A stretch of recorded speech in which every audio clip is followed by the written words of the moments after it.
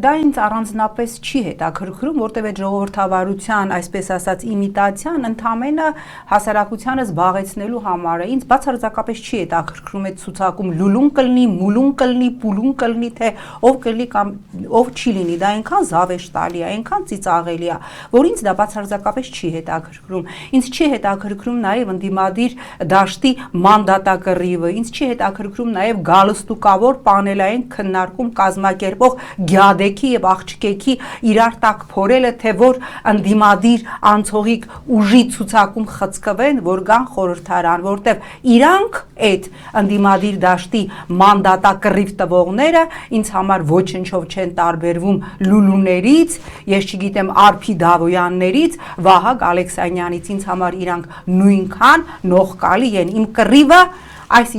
իշխանությանը հեռացնելու համար է եւ այդ ճանապարհին ինչքան ես տեսնեմ մանդատի համար կռիվ տվող ընդդիմադիր հատ-հատ տերև առ տերև ճյուղ առ ճյուղ ոչնչացնելու եմ։